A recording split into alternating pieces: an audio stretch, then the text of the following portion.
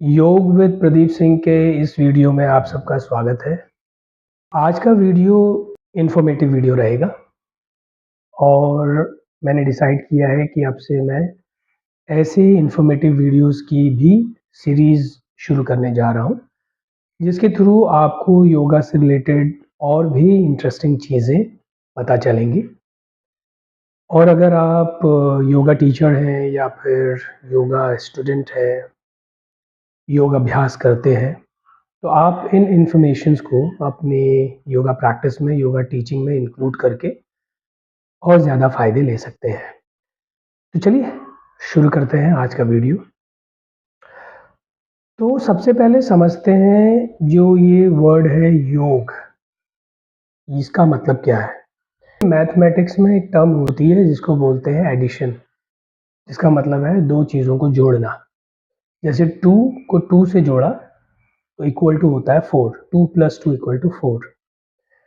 तो जो ये वर्ड है एडिशन, इसको हिंदी में बोलते हैं जोड़ना और इसी को संस्कृत में बोलते हैं योग।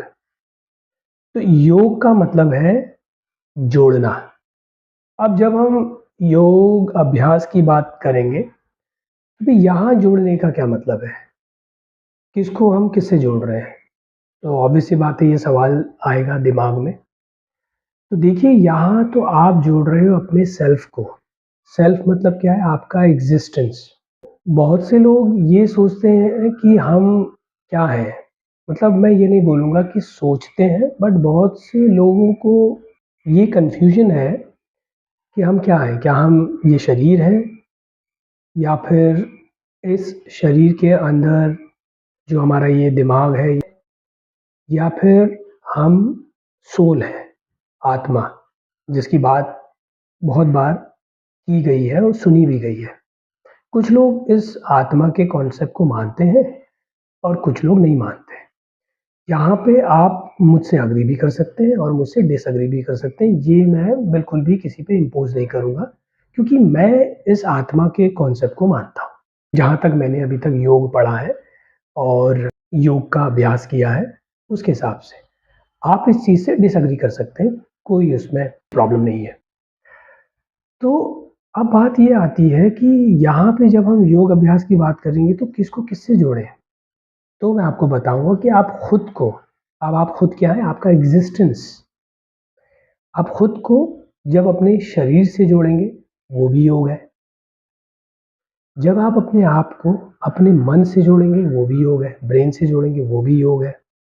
और जब आप इस चीज़ पे बिलीव करेंगे कि हाँ, इस दुनिया के बाहर भी एक दुनिया है, इस जीवन के बाद भी शायद एक और जीवन होगा, जिसको हम पुनर्जन्म बोलते हैं, या फिर हमारे शरीर के अंदर जो प्राण है, जिसको लोग आत्मा भी बोलते हैं, वो है और वो एक दिन इस शरीर को छोड़ के जाएगी।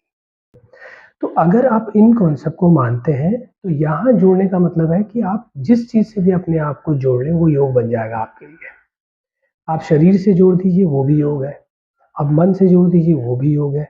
आप आत्मा के कॉन्सेप्ट को मानते हैं, आत्मा से जोड़ दीजिए, वो भी योग है। आप अपने आप को अपने परिवार से जोड़ दीजिए, वो भी योग है, जिसको हम पारिवारिक जीवन बोलते हैं, सांसारिक जीवन। आप अपने आप को नेचर से जोड़ दीजिए, वो भी योग है। तो आप अपने फ्रेंड से जो जुड़े हैं, वो जुड़ाव, वो भी योग है। आप अपने कर्म से जुड़े, जिसको हम कर्म योग बोलते हैं। आपकी जो ज़िम्मेदारी बनती है, आपके जो रिस्पॉन्सिबिलिटीज़ हैं, आप उनको निभा रहे हैं, तो वो भी योग है।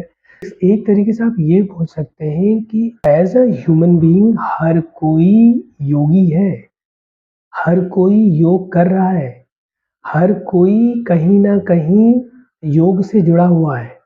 इसीलिए तो योग को वे ऑफ लिविंग बोला जाता है। ये बोला जाता है कि ये जीने का तरीका है, क्योंकि योग जीवन का रिफ्लेक्शन है। और आप अगर सोसाइटी को ऑब्ज़र्व करेंगे तो हर कोई योग कर रहा है। क्यों?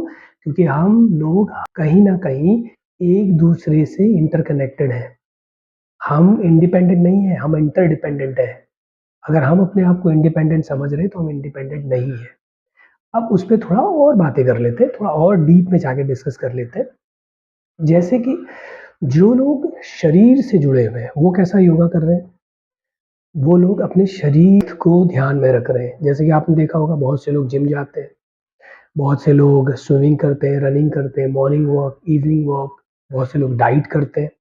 ये भी तो योग है।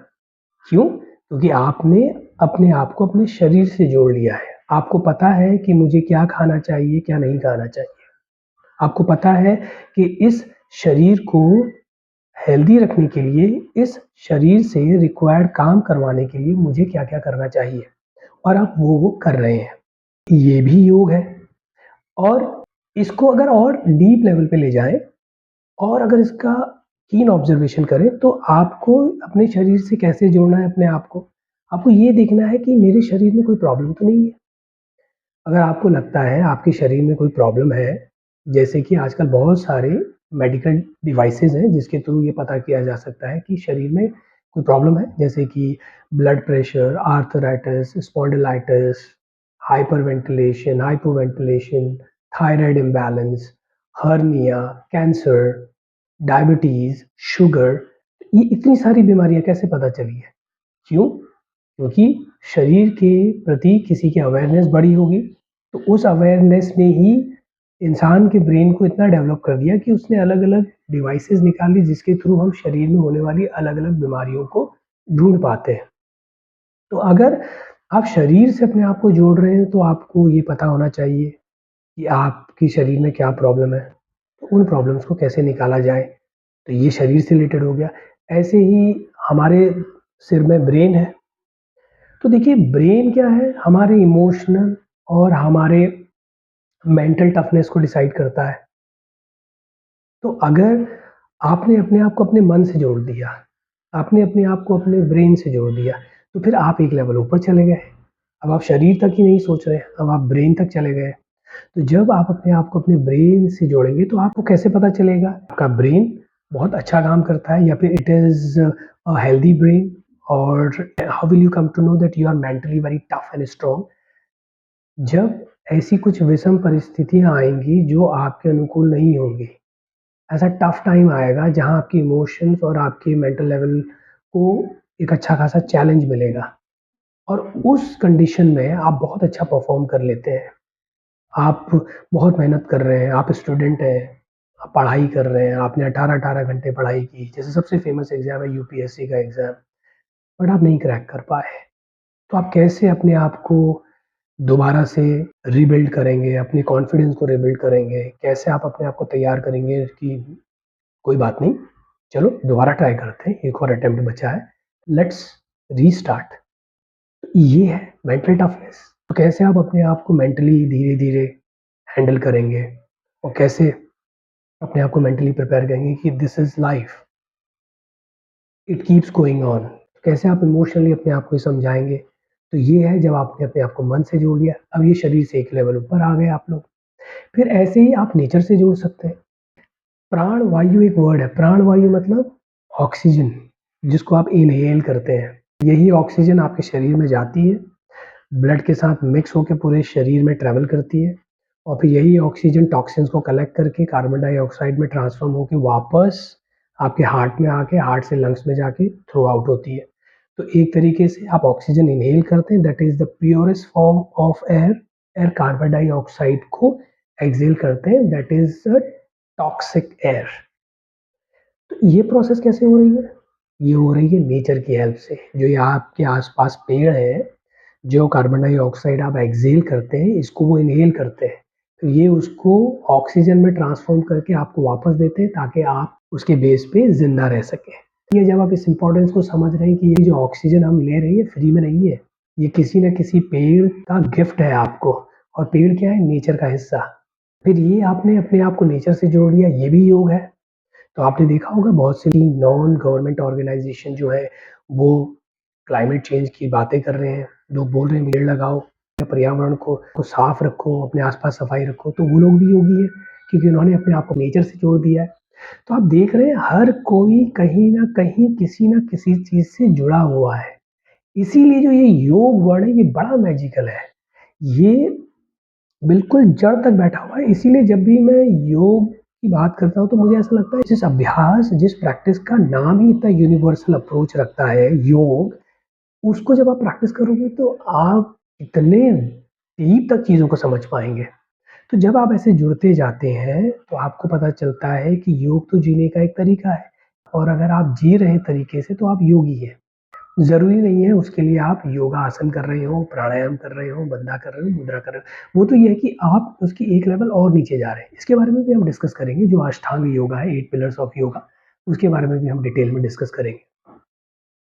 तो यहाँ पर तो हमने समझा कि हम कैसे अपने आप को योगी बोल सकते हैं और कैसे हर कोई योगी है, हर कोई योग कर रहा है। बस डिफ़रेंस इतना है कि किसी को पता है, किसी को पता नहीं है।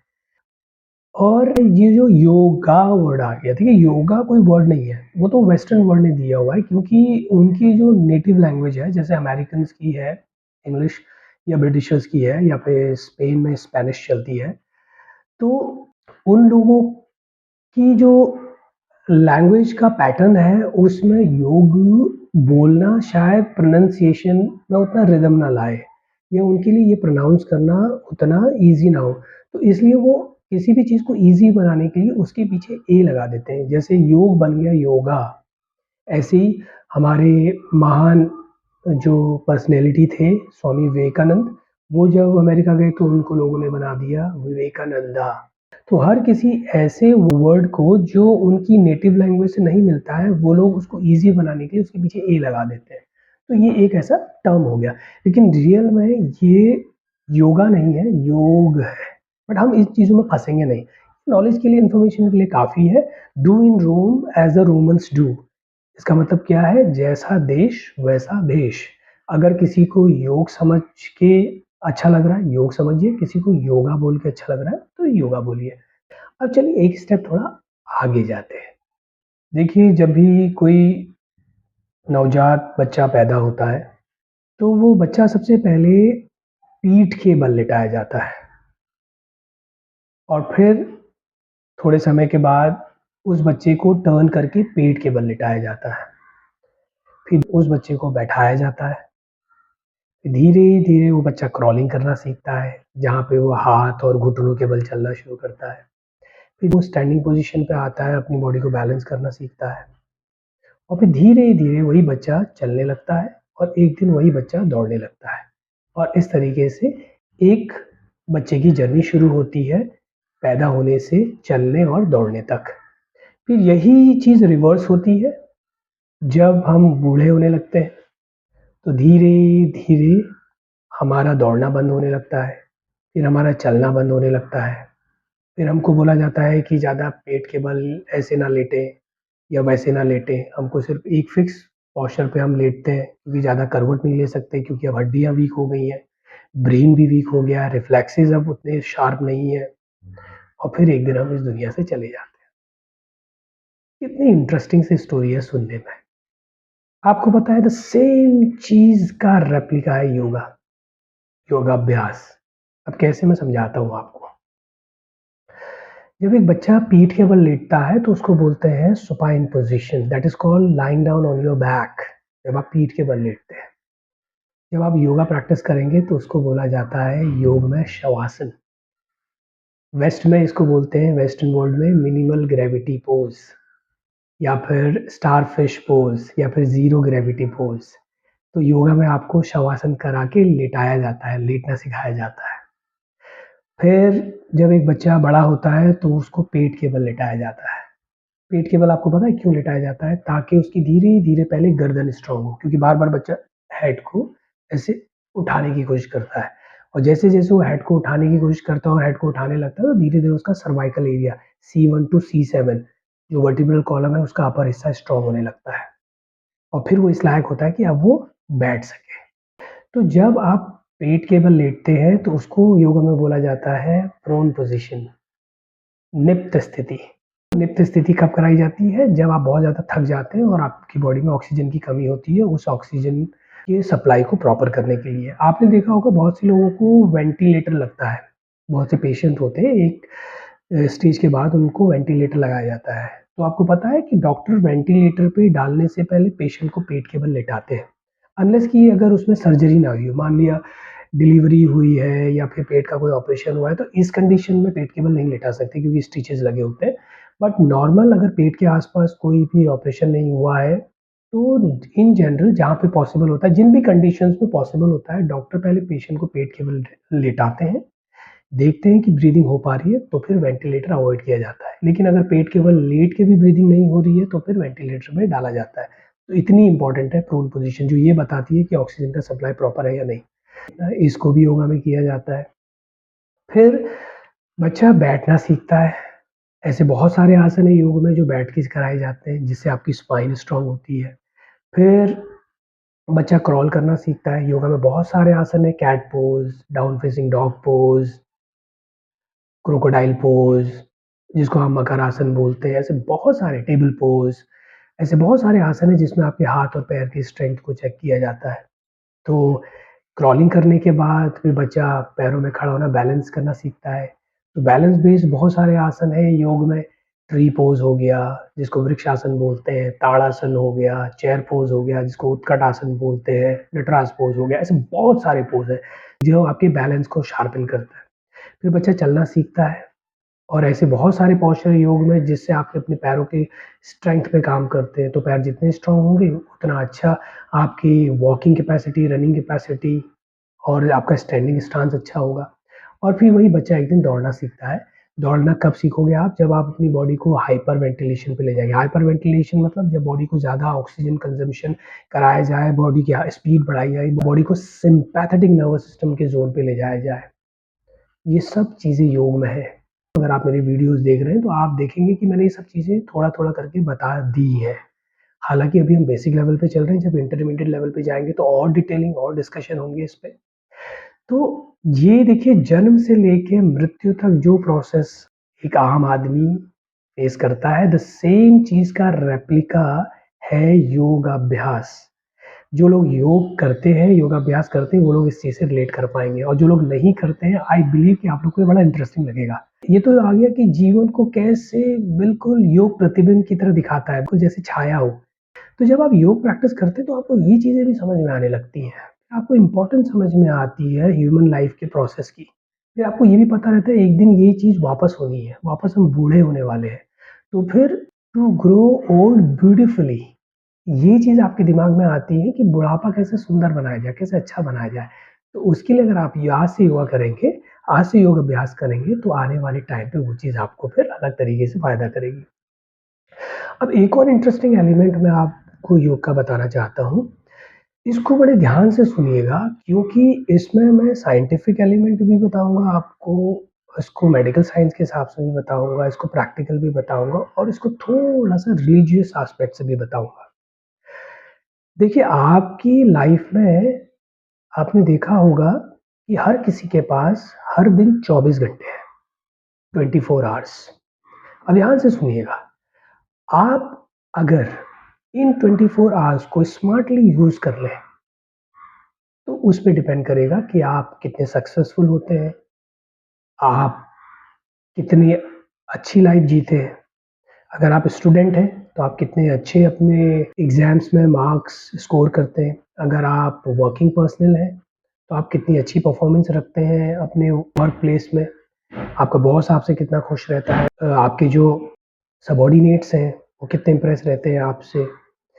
और अगर आप फैमिली ओरिएंटेड पर्सन हैं, तो आपकी फैमिली को कैसे आप रखते हैं। ये डिसाइड होता है कि आप अपने जीवन की इन 24 घंटों को कैसे मैनेज करते हैं। अब मैं आपको एक बड़ी अच्छी चीज़ बताता हूँ जो मैंने रिसर्च करके, इतने सालों की पढ़ाई करके फाइंड आउट की है और इसको डिकोड किया है और इसको जिसको भी बताया है और उसने अप्लाई किया है तो बहुत फ़ायदे लिए हैं। तो आप क्या करिए, अपने दिन को 3 हिस्सों में बाँटिए। 8 घंटे का एक हिस्सा, 8 घंटे का एक हिस्सा, 8 घंटे का एक हिस्सा। Divide your day in 3 parts, 8 hours each. तो जो 8 घंटे हैं उनको रखिए आराम करने के लिए। कैसा आराम? सोना। सोने के लिए रखिए 8 घंटे। 8 घंटे रखिए जहाँ पे आप पूरा फ़ोकस होके काम करें। अगर आप स्टूडेंट हैं तो 8 घंटे बिल्कुल बढ़िया फ़ोकस करके आप पढ़ाई करें। आप अगर वर्किंग पर्सन हैं तो बिल्कुल फ़ोकस होके अपने काम पे ध्यान दें। इसीलिए तो 9 टू 5 बोलते हैं। 9 to 5 is what? Total 8 hours. Corporate का जो वर्किंग क्राइटेरिया उसके हिसाब से बता दिया। और बाकी के जो 8 घंटे हैं, वो थोड़ा डे के हिसाब से आप स्विच कर सकते हैं। कैसे? कि आप पढ़ाई करते हैं, तो किसी दिन आपने देखा कि मैंने 8 घंटे पढ़ाई कर ली है और मैंने 8 घंटे रेस्ट भी कर लिया है, अब बचे 8 घंटे। अब उस 8 घंटे में आपको क्या करना है? आपको ये देखना है कि उस 8 घंटे में और कौन से ज़रूरी काम किए जा सकते हैं, सेकेंडरी काम। या थोड़ा फैमिली के साथ टाइम स्पेंड कर लें। बहुत टाइम हो गया, पेरेंट्स से बात नहीं हुई है, बहुत टाइम हो गया। अगर आप हेड ऑफ़ द फैमिली हैं, बच्चों से बात नहीं हुई है, तो एक अच्छा टाइम फैमिली के साथ स्पेंड कर लें। या दोस्तों के साथ नहीं मिले, दोस्तों से मिल लें।